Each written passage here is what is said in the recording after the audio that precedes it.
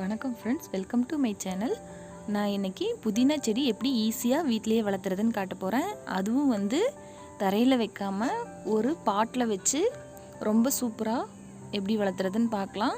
கடையில் வாங்குகிற புதினாவை க்ளீன் பண்ணிவிட்டு அந்த குச்சி வச்சு தான் வளர்த்த போகிறோம். இதில் நிறைய ஃபெயிலியர் வரும்.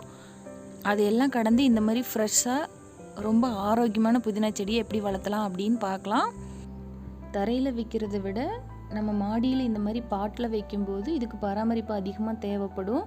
கரெக்டான மண் கலவை கொடுத்துடணும். ரெகுலராக தண்ணி விட மறந்துடக்கூடாது.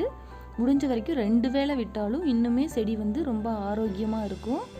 நான் ஒரு வேளை ஈவினிங் மட்டும்தான் தண்ணி விடுறேன். செடி எப்படி நடுறதுன்னு பார்க்கலாம். இந்த மாதிரி புதினா குச்சி எல்லாத்தையும் கலெக்ட் பண்ணி வச்சுக்கணும்.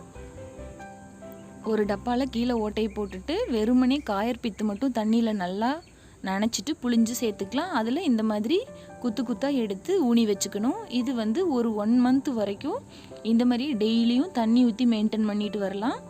ரொம்ப நல்லா வளர்ந்துடும். இதுக்கு வேறு எதுவும் மண் கலவையே தேவையில்லை. வெறும் காயற்பித்து மட்டுமே போதும். காயற்பித்து இல்லாதவங்க நார்மல் கார்டன் சாயிலை யூஸ் பண்ணிக்கோங்க. இந்த மாதிரி பிளாஸ்டிக் டப்பா அல்லது க்ரோ பேக் இல்லைனா பெயிண்ட் டப்பா, இதில் எது வேணால் எடுத்துக்கோங்க. அதில் கரெக்டான மண் கலவை, அதாவது 1 பங்கு கார்டன் சாயில், 1 பங்கு காயர்பித், 1 பங்கு மாட்டு சாணம், இது 3ஐயும் சம அளவு எடுத்துக்கிட்டு நல்ல மண்கலவை ரெடி பண்ணி வச்சுக்கிறோம். அப்புறம் ஏற்கனவே நம்ம நட்டு வச்ச புதினா குச்சியை இதில் எடுத்து நடவு செஞ்சுக்க போகிறோம். நான் ஈவினிங் டைமில் எடுத்துக்கிறேன் அப்படிங்கிறதுனால கொஞ்சம் மங்கலாக தெரியுது. பாருங்கள் வேர் எவ்வளோ நல்லா வந்திருக்குதுன்ட்டு. இதில் ஃபெயிலியரே வராது. நிச்சயமாக நல்ல ரிசல்ட் கொடுக்கும். இந்த மாதிரி ட்ரை பண்ணிங்கன்னா மண்கலவையும் இந்த மாதிரி செழிப்பான மண்கலவையாக சேர்த்துக்கணும். இது ஒரு 5 அறுவடை வரைக்கும் எந்த பிரச்சனையும் இருக்காது. நம்ம இடையிலையும் எந்த உரமும் சேர்த்த வேண்டியதில்லை. பாருங்கள் எவ்வளோ நல்லா வேரோடி இருக்குதுன்னு. இது 1 மந்த் ஆன புதினா குச்சி. நம்ம ஒரு 10 நாளில் கூட எடுத்து நடலாம். அப்போ 1-2 வேர் மட்டுமே ஊனி இருக்கும். அந்த மாதிரி நட்டோம்னா கூட அதுவுமே வளர்ந்துடும். இந்த காயற்பித்து கூட நான் வேஸ்ட் பண்ணிக்கல, அப்படியே இந்த மண்கலவையில் மேலால் மிக்ஸ் பண்ணிக்கிறேன். இப்போ எல்லாத்தையும் இதே மாதிரி ஒன்று தனித்தனியாக எடுத்து நடவு பண்ணிக்கிறேன். வர மண்ணில் தான் நட்டு வைக்கிறேன். அப்புறமா தண்ணி தெளிச்சுக்கணும்.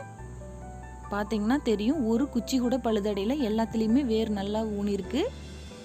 இந்த மாதிரி நட்டு வச்சுக்கலாம். இப்படி காயற்பித்தில் நம்ம ரெடி பண்ணும்போது குச்சி நிறைய காயாது. அதே சமயத்தில் நம்ம மண் கலவையை ரெடி பண்ணி முன்னாடியே ரெடி பண்ணி வச்சுக்கிட்டோன்னா பிரச்சனை இருக்காது. ரொம்ப ஈஸியாக எடுத்து நட முடியும். நமக்கு சௌகரியம் போல் எடுத்து நட்டுக்கலாம். உடனே நடணும்னு அவசியம் இல்லை. நார்மலாக நிறைய தடவை நம்ம குச்சியை எடுத்து வைப்போம், கலெக்ட் பண்ணி வைப்போம். ஆனால் காஞ்சு போயிடும், நடுறதுக்கு நேரம் இருக்காது. இந்த மாதிரி ஊனி வைக்கும்போது நமக்கு டைம் இருக்கும்போது மண்ணை நிரப்பிக்கிட்டு இந்த மாதிரி நட்டு வச்சுக்கலாம். பாருங்கள் இந்த மாதிரி மொத்த பாட்டிலையும் நான் நட்டுட்டேன். இப்போ தண்ணி தெளிச்சுக்கிறேன். இது ஒரு 15-20 நாள்லேயே நமக்கு நல்ல புதினா கிடச்சிரும். டெய்லியும் தண்ணி விட்டுக்கிட்டே இருக்கணும். வேறு எந்த பராமரிப்பும் தேவையில்லை. இந்த மாதிரி அடிக்கடி எனக்கு புதினா பழுத்து போயிடுது, அந்த மாதிரியான பிரச்சனைக்கெல்லாம் இந்த மாதிரி மாட்டுச்சாணம் பாதி அளவுக்கு கலந்துக்கிட்டீங்க அப்படின்னா அந்த பிரச்சனை வராது. பாருங்கள் நான் இந்த மாதிரி தண்ணி நல்லா தெளிச்சுக்கிறேன். இது வேர் பிடிக்கிறதுக்கு ஒரு 2 நாள் ஆகும். அது வரைக்கும் இந்த மாதிரி மெல்லமாக தண்ணி ஊற்றிக்கணும். அதுக்கப்புறம் நம்ம நார்மலாக எல்லா செடிக்கும் ஊற்றுற மாதிரி ஊற்றினா சரியாக இருக்கும். நான் இந்த மாதிரி தெளிச்சுக்கிறேன். இப்போ ஒரு 2 நாள் 3 நாள் கழித்து ஒரு வீடியோ காட்டுறேன். பாருங்கள் இது ஒரு 15-20 நாள் கழித்து எடுத்துருக்கிறேன். இப்போவே ஓரளவுக்கு நல்லா வளர்ந்துருக்குது. எவ்வளோ ஆரோக்கியமாக இருக்குதுன்னு பாருங்கள். இது நம்ம மண் கலவையில் உரம் கரெக்டாக போடலை அப்படின்னா இந்த மாதிரி செழிப்பாக இருக்காது. ஃபுல்லாக பழுப்பு நிறமாக இருக்கும். இது ஒரு 4 அறுவடை வரைக்கும் இந்த மாதிரி இருக்கும். அதுக்கப்புறம் நமக்கு மறுபடியும் இதே பாட்டில் மெயின்டைன் பண்ணணும் அப்படின்னா மறுபடியும் கொஞ்சமாக சாணி மண் கலந்துக்கலாம். ஒரு 5-6 கைப்பிடி அளவுக்கு சேர்ந்தோம் அப்படின்னா இன்னும் 2 அறுவடைக்கு இந்த மாதிரி செழிப்பாக இருக்கும். அதுக்கப்புறம் ஒன்றும் பிரச்சனை இல்லை, மறுபடியும் வளர்ந்துட்டே தான் இருக்கும். ஆனால் இலை மட்டும் சின்னதாயிரும். அந்த மாதிரி ரொம்ப சின்னதாகும்போது நம்ம இதில் வேரை மட்டும் கொஞ்சமாக எடுத்துக்கிட்டு வேறு ஒரு பாட்டில் மண் கலவையை மாற்றி எடுத்து வச்சுக்கிட்டோன்னா எப்போ வேணால் யூஸ் பண்ணிக்கலாம். பாருங்கள் நான் அறுவடை பண்ணி காட்டுறேன். ரொம்ப ஃப்ரெஷ்ஷான புதினா ரெடி ஆகிடுச்சு.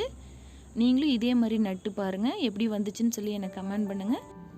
உங்களுக்கு இந்த வீடியோ பிடிச்சிருந்துச்சுன்னா என்னோட சேனலுக்கு சப்ஸ்கிரைப் பண்ணிக்கோங்க. தேங்க்யூ ஃபார் வாட்சிங்.